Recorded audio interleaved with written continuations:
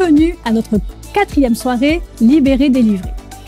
À défaut d'avoir échangé des SMS avec Dieu, comme Nicodème, avez-vous écrit à Dieu? Votre carnet de réflexion se remplit-il? Avez-vous pris le temps et le courage aussi de vous ouvrir sincèrement à Dieu?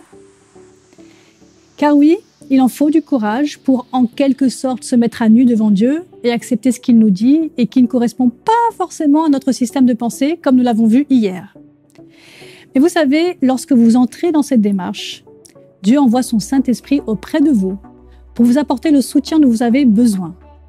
Du soutien, du courage, du discernement, l'humilité nécessaire pour se résoudre à sa volonté. Et alors, le miracle s'opère, le miracle de la vraie liberté et de la totale délivrance. Si vous n'avez jamais vécu cela avant, je vous assure que cela est possible aujourd'hui. À travers ce chant qui suit, invoquez l'Esprit de Dieu, invitez-le à se tenir auprès de vous, donnez-lui l'autorisation de briser vos chaînes pour que enfin vous puissiez être délivrés, pour que notre présent soit différent de notre passé. Chantons avec un esprit de prière.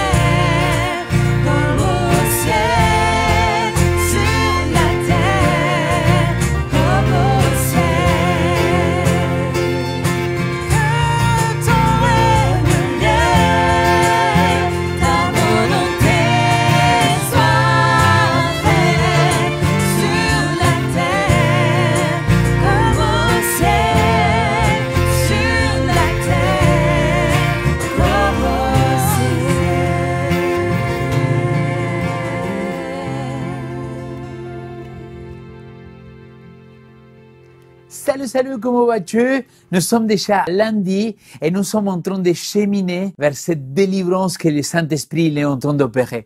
Et je suis convaincu, mon cher ami, que tu es là de l'autre côté, que le Seigneur il est en train d'opérer des miracles. Alors, moi, je t'invite à vraiment nous écrire, à le mettre soit dans la boîte de commentaires en bas, soit dans le chat, ou soit de nous écrire un mail. Peu importe comment, mais fais-nous parvenir comme le Seigneur il est en train d'opérer des miracles. Je suis convaincu que l'Esprit Saint il est en train de souffler, de travailler dans nos vies pour nous délivrer, pour nous amener dans ce chemin de sanctification, dans ce chemin de délivrance. Aujourd'hui, j'aimerais vous parler de délivrer, de passer. Délivrer, point E. Donc peut-être tu es une fille, donc toi aussi tu es concerné. Alors, chacun de nous, on a une histoire triste à raconter, n'est-ce pas? Mais permettez-moi de vous raconter un petit peu ce qui m'est arrivé quand j'étais petit, quand j'étais jeune, un enfant, quoi. Je me rappelle qu'on était en classe, je pense que j'étais à l'école primaire, et vous savez, à l'époque, donc il y a longtemps en arrière, quand j'étais enfant, il fallait écrire, il fallait faire la dictée. Et quand on faisait la dictée, il fallait écrire les mots. Mais aussi, il y avait les moments de lecture. Et à chaque fois, c'était terrible pour moi. C'était le moment que j'ai regretté le plus. C'était le moment qui me faisait le plus peur.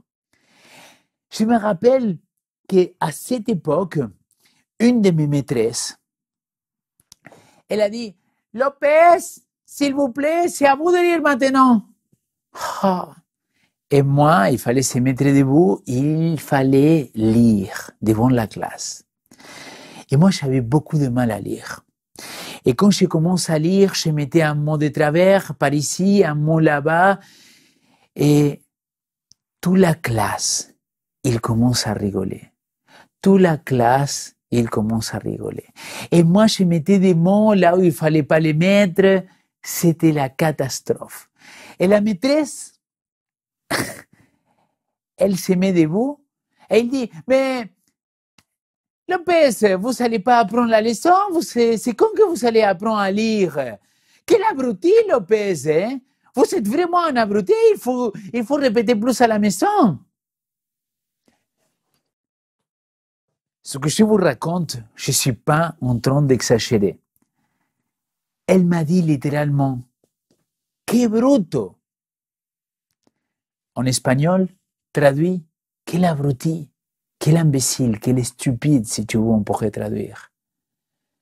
Et je me rappelle la classe en train de rigoler. Je ne sais pas si peut-être je les parle aujourd'hui, quelqu'un qui il est aussi dans le passé, qu'il est en train de penser toujours à ce qui s'est passé.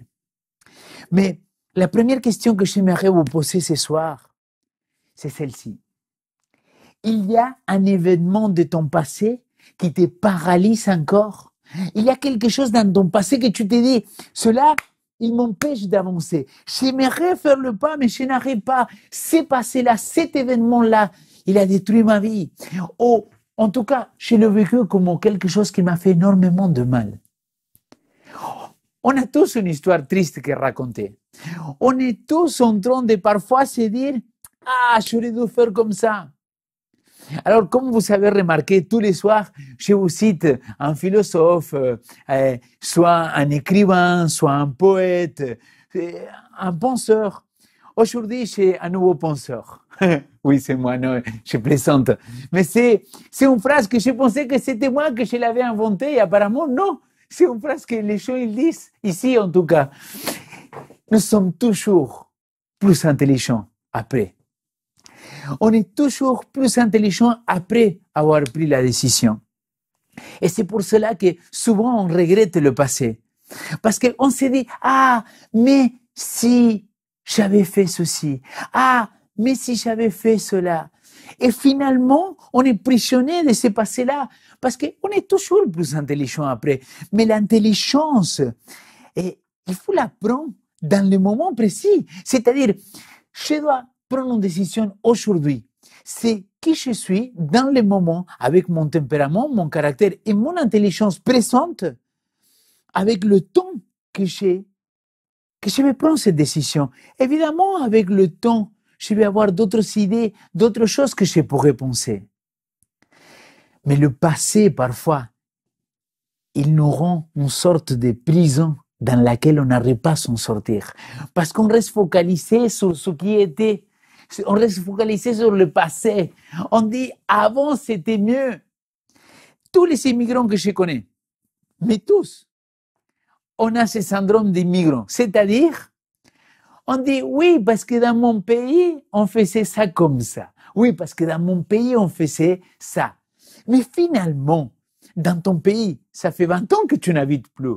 Donc, l'église de là-bas, la famille de là-bas, les amis de là-bas, la société de là-bas, elle n'est plus la même.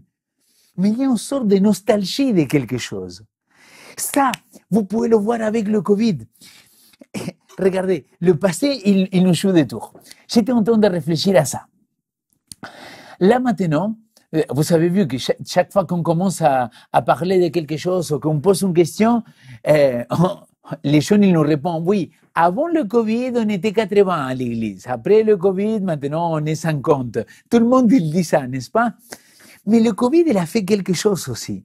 C'est qu'il nous a fait quelque part croire que le passé, il était mieux que notre réalité actuelle. Et certainement, il y a des gens qui me disent, ah non, mais c'était notre réalité. C'est comme ça qui s'est passé dans le passé.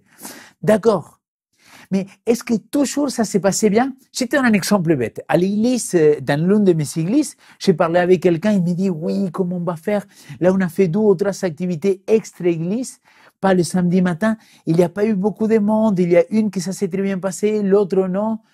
Il me dit, avec ce Covid-là, et en parlant avec, et en échangeant, j'ai dit, bah non, attends, rappelle-toi cette fois-ci, on n'a pas eu grand monde dans cette activité-là. Donc, tu vois, parfois, on est tellement santé dans ce passé-là que on pense qu'avant c'était mieux.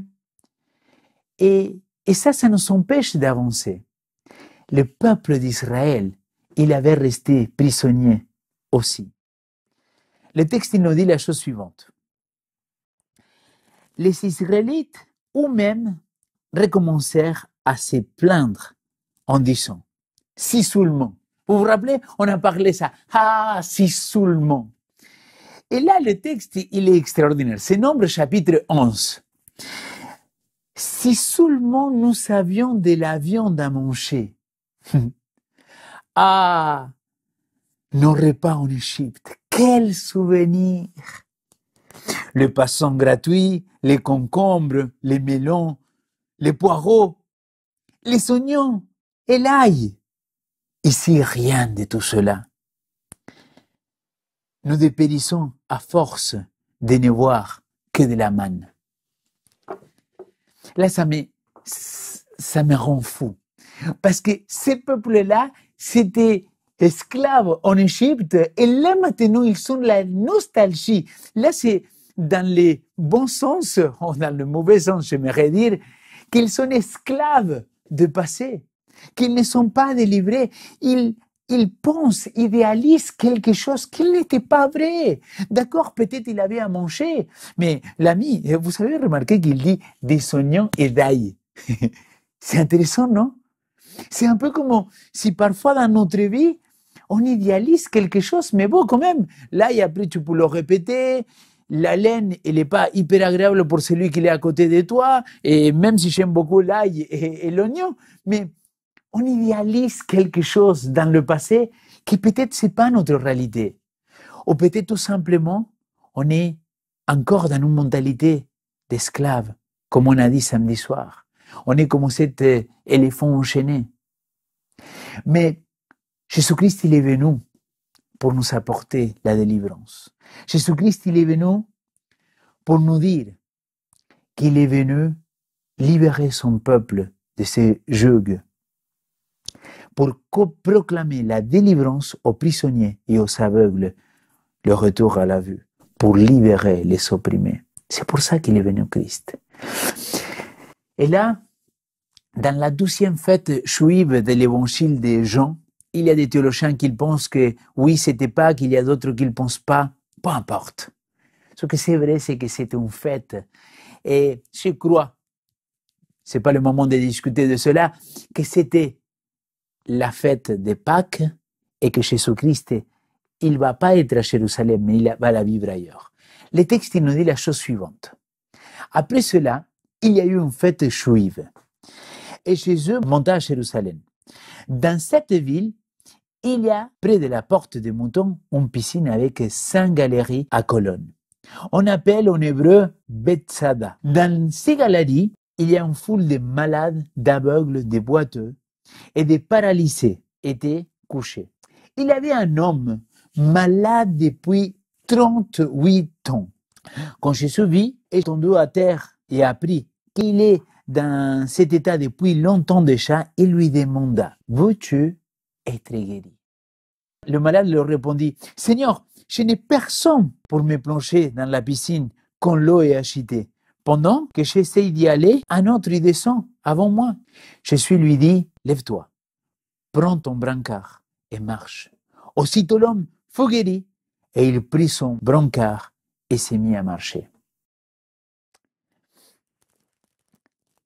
Cette histoire qu'elle est tellement connue, l'histoire des paralytiques.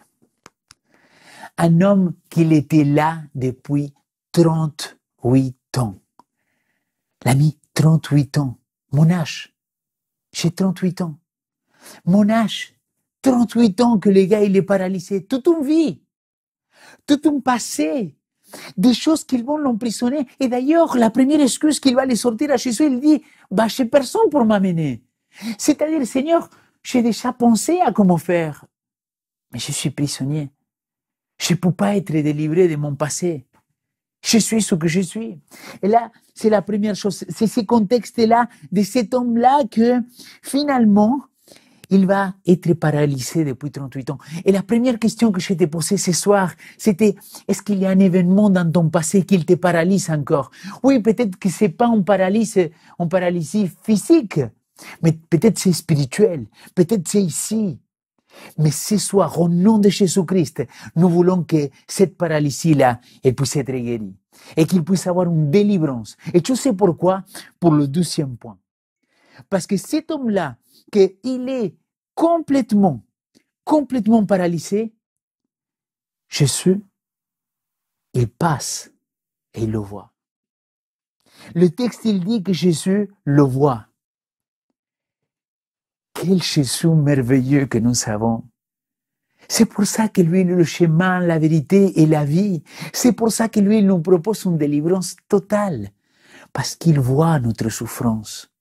Il voit qu'on le passé, il est là, en train de nous suivre. Peut-être inconsciemment, peut-être on n'est même pas conscient de tout ça. Mais il le voit. Il sait que quand les années ils passent et qu'il y a des blessures qui ne sont pas guéries, que ça va revenir.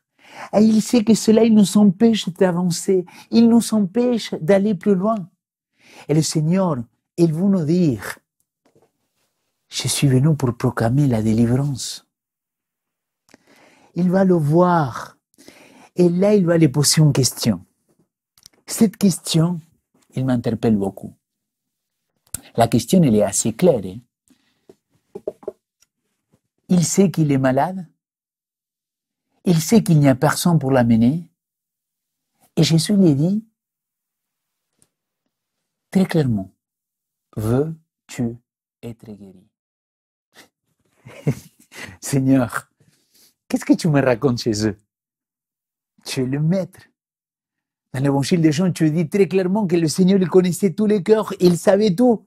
Alors, pourquoi tu poses cette question-là? Parce que Jésus, il est un Dieu d'amour.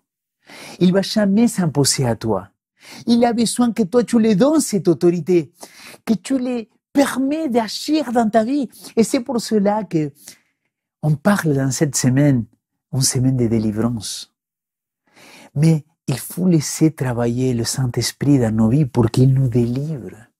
Et Jésus-Christ, aujourd'hui, ce soir, il nous pose la même question. Léo, vraiment tu veux être guéri? Est-ce que vraiment tu veux être délivré de ton passé? Parce que peut-être ça va faire un petit peu mal, hein? Mais est-ce que tu veux être délivré? Est-ce que tu veux être guéri de toutes ces blessures de passé et que tu ne sois plus conditionné par ce passé et que tu puisses avancer librement, mais vraiment libre? C'est la première question que le Seigneur nous pose. Le paralytique, il va dire, j'ai déjà essayé, chez personne. Mais ça, c'est la mauvaise motivation. C'est pas le passé qui doit te dicter l'avenir. Ellen White, il y a une phrase magnifique. Il a dit, s'il y a une seule chose qu'on ne doit pas oublier, c'est ce que Jésus-Christ, il a déjà accompli pour toi et pour moi. Ça, c'est la seule chose qu'on ne doit pas oublier. Mais quand tu prends des décisions parce que dans le passé, je me méfie. Je ne dis pas que ça c'est mauvais, mais je me méfie. Il y a quelques années, une personne, il m'a dit, écoute, je ne veux plus collaborer avec ces ministères-là parce que ça fait très longtemps que je suis là.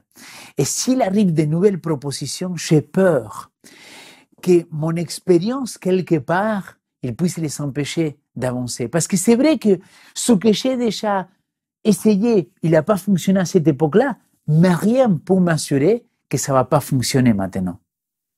Et j'ai trouvé ça brillant. J'ai trouvé ça extraordinaire. Pourquoi? Parce que parfois dans notre vie, on peut sortir de nouvelles choses que peut-être ils ont été essayées, mais pas avec les mêmes conditions, le même contexte. Et le paralytique, il va se dire, bah, si Jésus-Christ, il me le dit, j'essaye. Et il va se mettre debout. Il va pas se retourner dans son passé pour dire pourquoi il était encore là. Il va dire, vas-y, j'y vais. Et c'est l'invitation que le Seigneur, il nous fait. Nous délivrer de notre passé. Être vraiment libéré, délivré. Vraiment qu'on puisse avoir cette conviction que tous ces événements dans ma vie passée, le Seigneur, il les a nettoyés, il les a purifiés.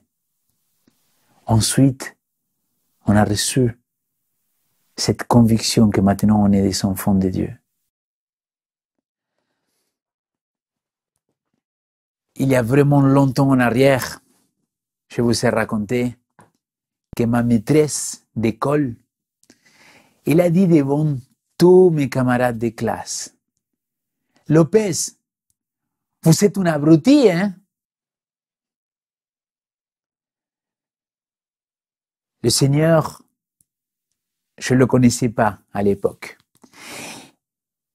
Et quelque part, pas que ces commentaires, mais celui-là, il est venu contribuer à ma vie. Car, à fur et à mesure que j'avançais dans la vie, j'avançais et tout ce qu'il était académique, dans ma tête, je me disais, je suis un abruti.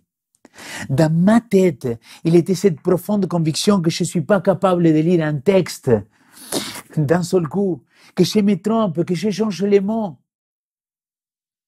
J'étais convaincu que j'étais destiné quelque part à être quelqu'un qui travaille qu'avec ses mains. Et attention, il n'y a rien de mauvais de travailler avec ses mains. Au contraire, j'adore faire ça. J'aime bricoler. Mais le grand problème, il était que moi, j'avais conditionné mon avenir à cause de mon passé. Parce que quelqu'un, un jour, il m'avait dit, Lopez, vous êtes un abruti. Je pensais que je ne pouvais pas étudier, que je ne pouvais pas finir le lycée, que je ne pouvais pas passer mon bac, finir le collège, le gymnase, peu importe comment vous l'appelez. Et un jour, j'ai rencontré le Seigneur. Et j'ai cru que je devais essayer quand même à nouveau. Et j'ai commencé la faculté de droit. Les amis, juste pour que vous compreniez mon état à l'époque, j'ai commencé première année de droit et j'avais d'un côté le livre Introduction au droit et de l'autre côté j'avais un dictionnaire. Tous les 2 minutes, je devais m'arrêter pour aller chercher dans le dictionnaire qu'est-ce qu'il voulait dire ce mot-là. J'ai souffert, j'ai pleuré des larmes, les amis, vraiment. Et j'ai continué à penser Lopez, l'abruti. Ce souvenir-là, inconsciemment, il m'empêchait d'aller de l'avant.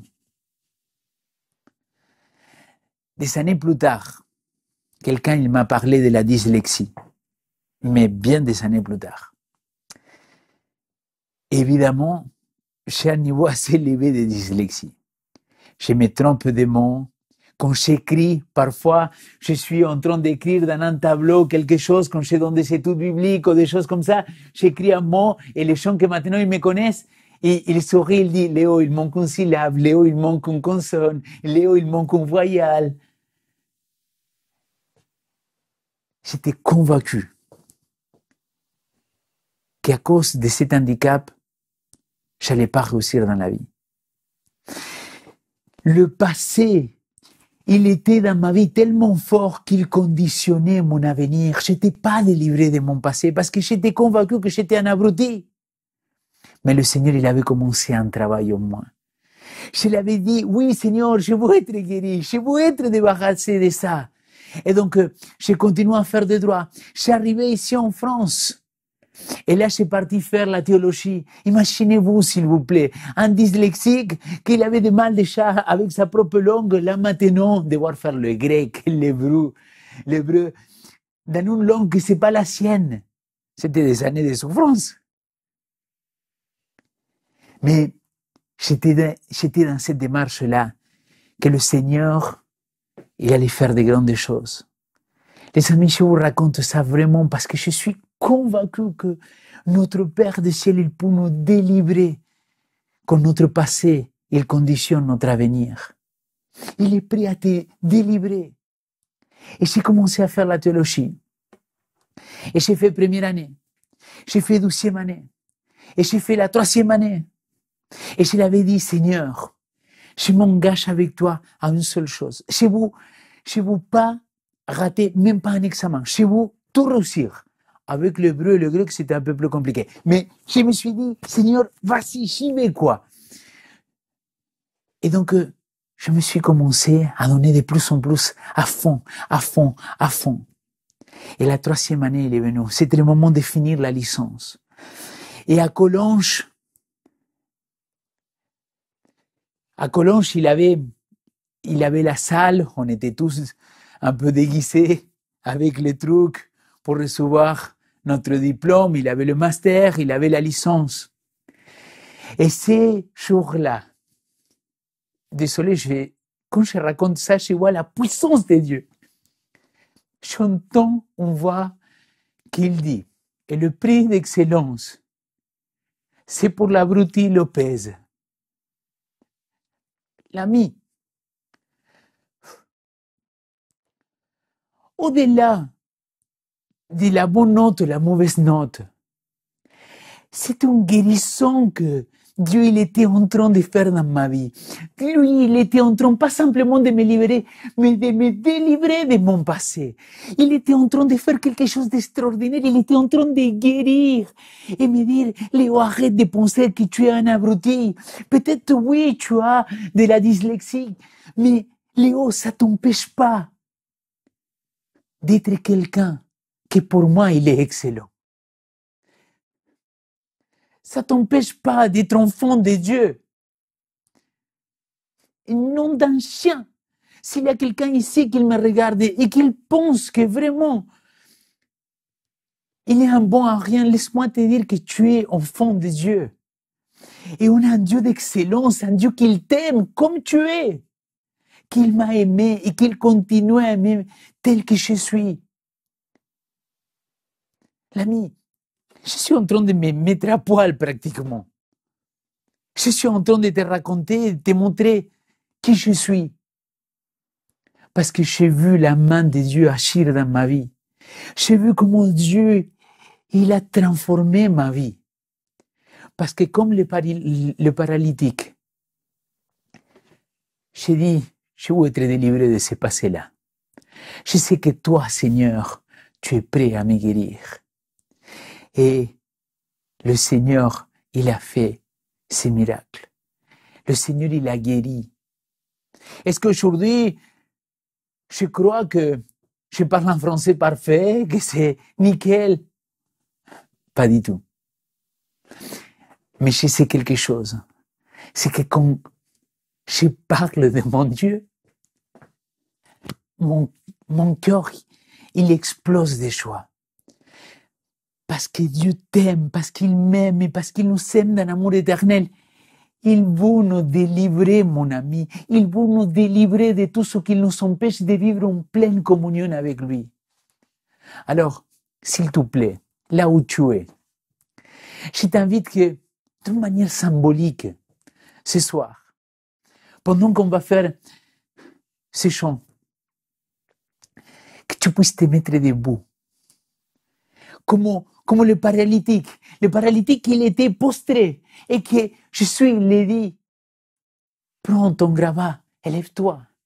Que tu puisses te lever comme symbole de dire, Père, je confie en toi. Je dépose toute ma confiance en toi pour dire, Seigneur, toi, tu es prêt à me délivrer d'un système de pensée, de cette mentalité d'esclave, de mon passé et bien des choses encore. Que le Seigneur, pendant ces chants-là, il puisse te parler et que s'il y a des émotions qu'il doit sortir, qu'il sort. Et s'il y a des cris qu'il doit être poussé, qu'il soit crié. Et s'il y a des larmes qu'il doit être versées, alléluia et gloire à Dieu. Parce que le Seigneur, aujourd'hui, il va commencer cette délivrance de ce passé qui conditionne ton avenir.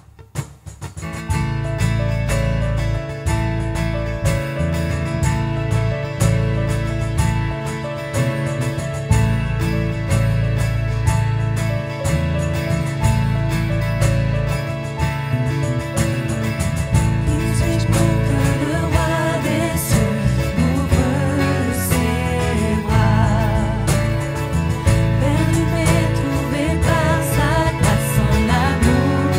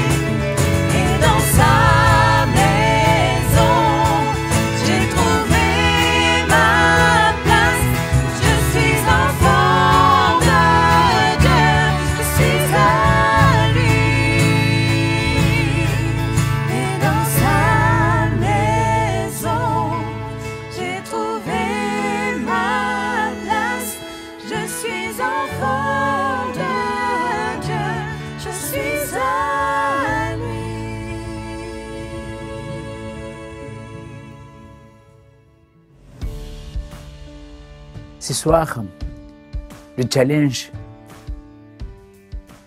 il va passer peut-être pour prendre plus de temps que les autres jours. Moi, c'était une bêtise.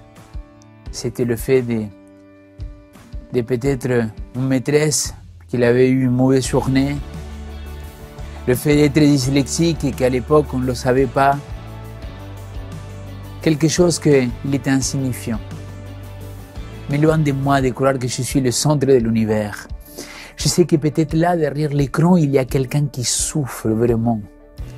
Quelqu'un qui peut-être il était touché par un adulte, là il ne fallait pas qu'on le touche, qu'on la touche. Quelqu'un qui peut-être il était agressé. Quelqu'un qui a suivi d'harcèlement. Quelqu'un qui il y a un événement dans son passé qui est en train de l'empêcher d'aller de l'avant. Alors, mon ami, je te prie au nom de Jésus-Christ que tu puisses prendre le temps d'écrire. Écris ça, réfléchis à ça, pense à ça, pose-le entre les mains de Dieu pour que tu puisses voir comment Dieu il est prêt à guérir, à te délivrer de ce passé. De ce passé-là, je répète la phrase, qu'il est en train de conditionner ton avenir. Aujourd'hui, tu n'es plus esclave. Aujourd'hui, toi et moi, nous sommes des enfants de Dieu. Prends ce temps avec Dieu. Laisse ça entre ses mains. C'est ma prière au nom de Jésus-Christ. Amen.